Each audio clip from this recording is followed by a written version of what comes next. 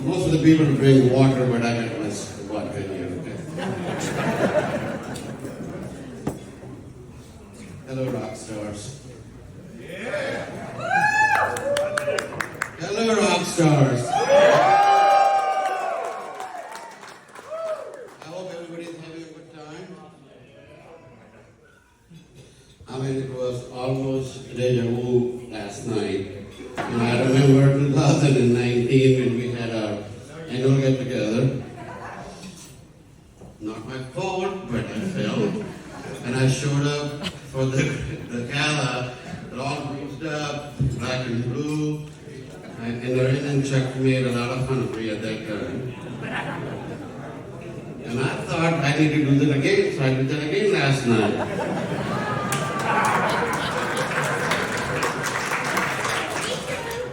But no matter how hard I tried, I couldn't get bruised that bad, so it's all okay. And it had nothing to do with alcohol, okay? I just want to get started and then talk about, take you to a quick journey of this last 40 years. It seems like, doesn't seem like that long a time, but all of you who have been with us for the last 3 years must have felt like 40 years. It has been a tough 3 years, but I know it's all gonna pass. And I've been thinking about what to say at this gala,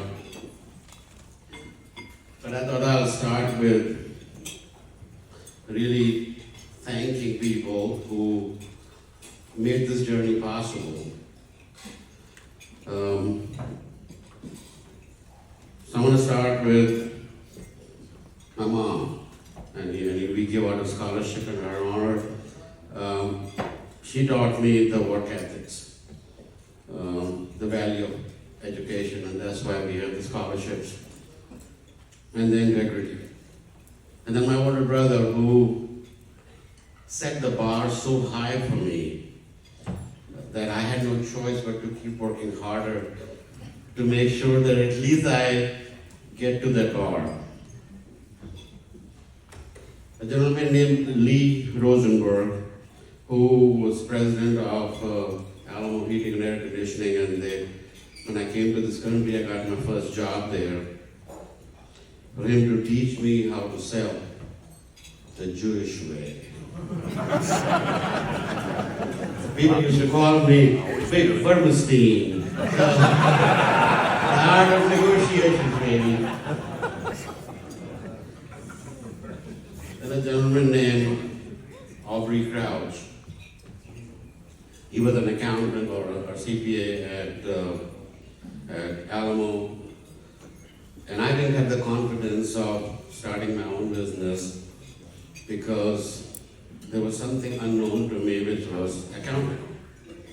And all I knew, if you go back in 1970s, they used to have these big computer rooms from here to there, that wall with big computers, doing all the numbers, and I don't know what's going on. So I told him, I don't know all this stuff. He said, man, that's only 5% of the business. 95% is knowing how to estimate, selling the job, getting it done, billing it, and getting paid. I know that, all that stuff, he said, but then I'll help you to do the rest of it. So get started. So thanks, Aubrey. And he's the one who taught me. His lesson to me was accounting is responsible for counting and preserving the wealth, but not creating it. You gotta do it on your own. So I learned that lesson from him. Then I want to thank a lot of my bad jobs. You don't learn anything from good jobs. All you can do is count money, but you didn't learn anything. No, but you can enjoy it. Yeah, but which I do. But only came because we had some bad jobs who taught me lessons. So I remember these things, University of Texas dormitories in 86 and 87. And being an entrepreneur I started a heating and air conditioning company called Alpha Heating and Air, and had a chill water system job. I had no clue what chill water system is.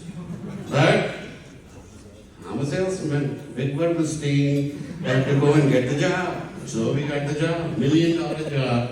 I'm pretty new in starting the company, and that job went really, really bad. So learn something that, hey, you don't know everything about something, don't do it. But I didn't learn it hard enough because I went ahead and did that again in 91 and 92, got into mechanical insulation business. In Atlanta here, there is a job called DeKalb Jail. 1/3 of the jail should have my name on it. I paid for it. It was that bad. And then we did a JCPenney headquarters in Texas. We knew fireproofing. We were doing lots of vertical buildings, 30 story, 40 stories, but we had not done a job which was only 3-story high, but a mile across. And this is where the problem came in. So you think you know the business, but you don't know every phase of it. And I learned the lesson from there. So these 3 projects remind me, and they taught me one thing: to keep in my lane. And that just become the best in what you do. So I slowly closed every other company down. Had a Omni Construction, which is the concrete company, Alpha Lath and Plaster, Alpha Heating and Air Conditioning. Had a franchise for fish and chips restaurants. Closed everything and said we're going to be just best in what we do, which is insulation and waterproof. And that's what helped us become the best in the country. Those are hobbies, okay? Cheers to the liquor store. No, yeah, since you're talking about it, still want to be the best. So yes, I did open a liquor store and realized pretty quickly that it was a bad business. And so what do? I had to think outside the box, and I became instead of a liquor store, we were the wine shop. I hired a guy who knew wines, and I sent him to France every year. And we bought futures for the Bordeaux wines. And I had, Brent Arlington used to buy almost $60,000 worth of wine a year. So we became the #1 wine store in the country in 2004 by Wine Spectator magazine. But I was smart enough to sell it within a month. So, it was not a good business, but I took it to the level and sold it. So other people to thank is Henry. I know he's not here. I know so many people have asked me about him. But I'm very thankful to Henry to come in our life in late 1980s to cover me for where my blind spots were. But I was too ambitious and moving from one to another, but somebody had to back me in getting it done, and that was Henry. So I will always be thankful to him. The 7th in the list is all of you who helped me define Alpha.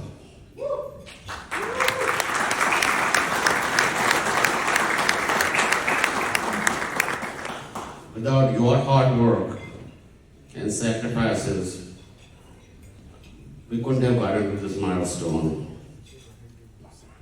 So while we're at the subject, I just want to ask people to stand up. We've been with the company for more than 5 years.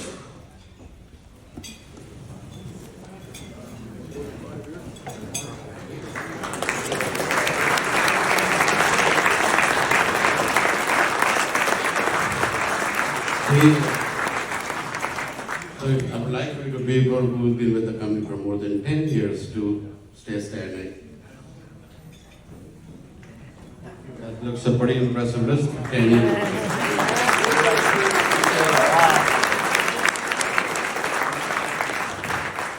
What about now, 15 years and over?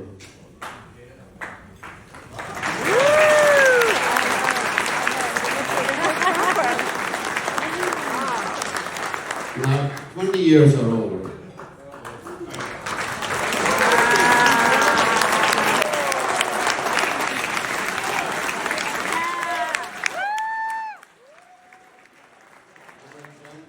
That's 30 years and over.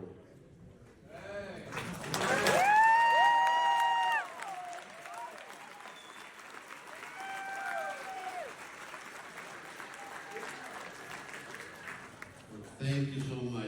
Without you, we wouldn't be where we are today.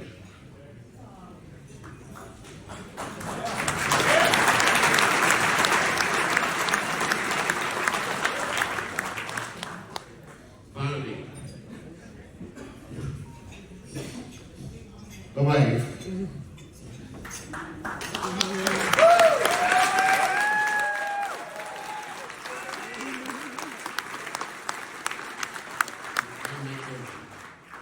You know, it took a lot to travel, to meet with clients, to be away from home, to put them to bed, and then go and estimate jobs at night.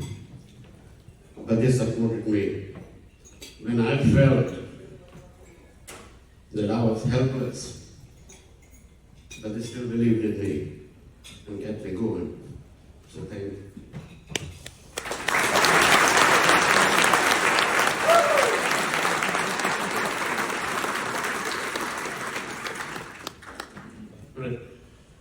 We got 15 more minutes, all right. I built this company, but I decided never to hire people with lot of experience, because an experience does not necessarily mean it's a good experience. People come with baggage, and if I'm going to have a baggage, I want to create my own baggage. So we started hiring people who, I only looked at character, I looked at integrity, I looked at the work ethics. And then decided to go after them. So if I go back and look at this company, and I've made a list of few, and if I miss some, I'm sorry. But, John Smith, he was an air conditioning mechanic. 38 years with the company now, 39 years. And look at how the route changed, and he learned. So, trade is something we can teach, character, work ethics. You got to find the right people. So when you go through it, don't get too influenced by, they've been with this company, another company for 20 years, 15 years.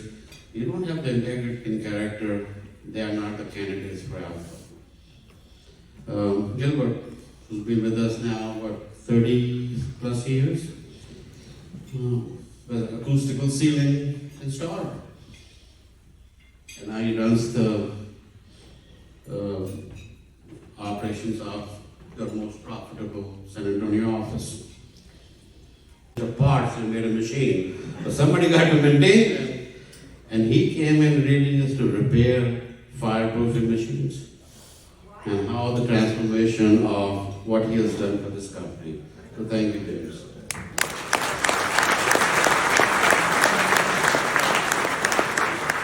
And our Einstein here, Andrew, who joined here as an estimator, really didn't have a formal education in the IT world, but had the talent, which we identified.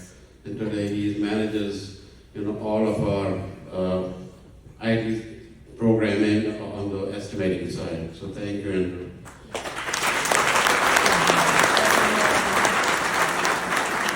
The last is, he's no longer with us, but Larry Tedford. Many of you know Larry. We even have an award in his name. And I found Larry because his business failed. and he was in the beauty school. So he had haircutting nails and all that school. That's what he ran. But he had the character.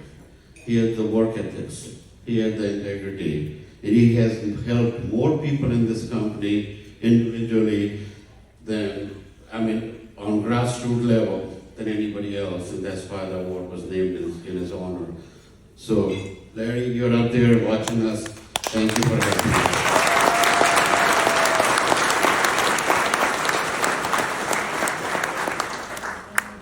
So here it is. So now, I've got my last 10 minutes. So my real speech is this. What I want you to take the lesson with you.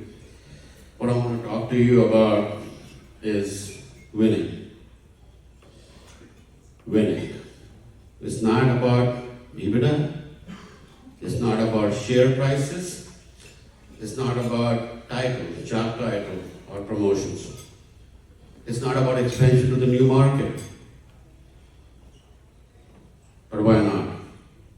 So all of these, the EBITDA, the promotions, the job titles, would not come if there is no winning. So we got to win. None of this will happen if we don't have the attitude to win. So how do we win? The answer to this question is ironically in the question itself. Because I didn't say, how do I win? I said, how do we win? Because the fastest way for us to lose is for everybody sitting here to wake up in the morning to say, how do I win? I ask, how do we win? We win as a we, and we have won for 40 years as a we.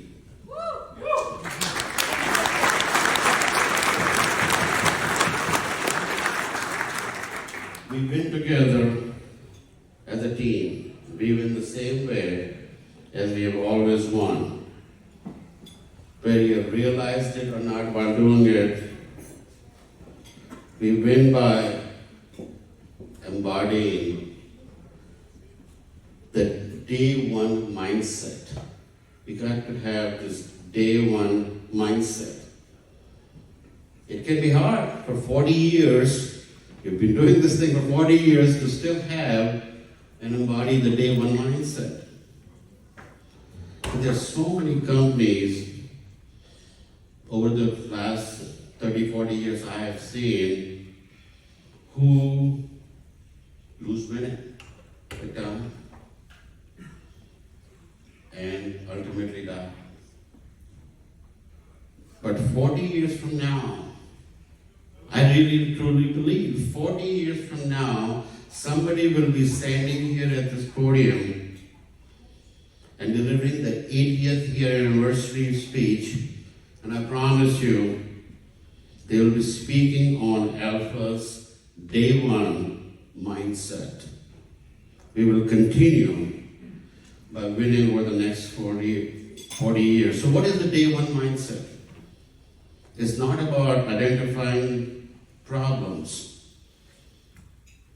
or even proposing strategically sound solutions. A day one mindset is about quickly applying common sense fixes. And having a hunger to see the problems as opportunities. So we must use critical thinking. We still got to use critical thinking to identify problems.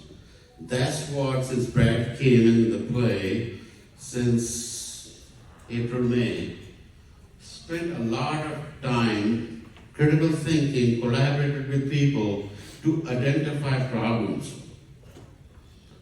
But we must use common sense and creative thinking to solve these problems.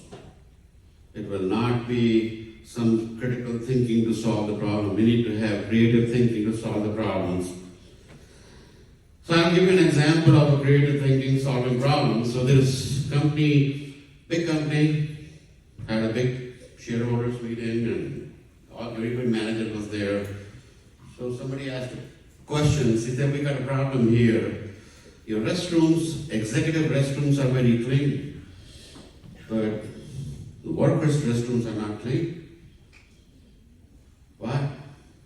So the owner got pretty upset. So he asked the president of the company, he said, hey, so what are you going to do? He said, well, in 30 days we'll fix this problem. So what they were going to do is to probably find out what will it cost to get this thing done, hire a consultant, make sure the legal thing is all correct, and then fix it. Creative thinking was, he said, no, I'll fix it now. Let's just change the board. Executive restroom became common man restroom. And problem was fixed within 24 hours. And I'm telling you, this is the thinking we all have to have. And to make it all work, he said, we'll change the sign every 15 days. It will be fixed. So that's the kind of creative thinking I'd like everybody to have.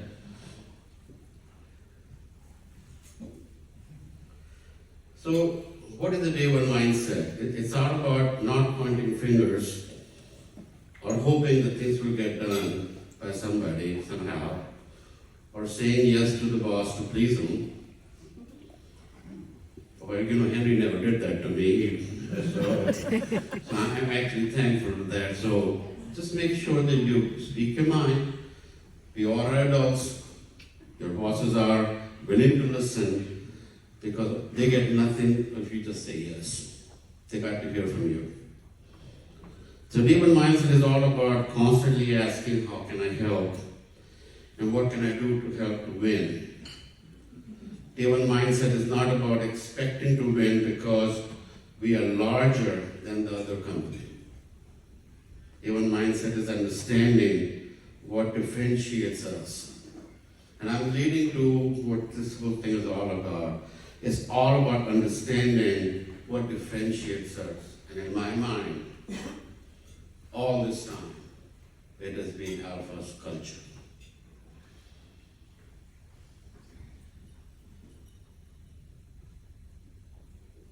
Because just as winning comes from day one mindset comes from culture. They're related. Just think about that. Day one mindset comes, winning comes from day one concept, and day one concept comes from the culture. I have always believed in this, talked about it all the time, even in my newsletters, talk about the culture. That is our secret sauce, has always been our secret sauce. Culture is the thing I miss the most about this company. Yes, I'm not involved in day-to-day operations, but I will do anything and everything to restore the Alpha culture even from afar. So when Alpha started in 1982, there were thousands of companies selling the same service as we do. And over the next 40 years, there will be thousands of new companies going to be starting, doing exactly the same thing what we do. All looking to win. All looking to succeed. All embodying the day one mindset. All of them will be doing the same thing. But what they will never have. So what is our culture? Our culture is safety. I want to make sure that everybody who comes to work and does their job, they go back home healthy, the same way they came. Job excellence, integrity, respect for each other, and teamwork. At the closing, I'm going to say that tomorrow when you wake up, you'll probably forget what the hell I said.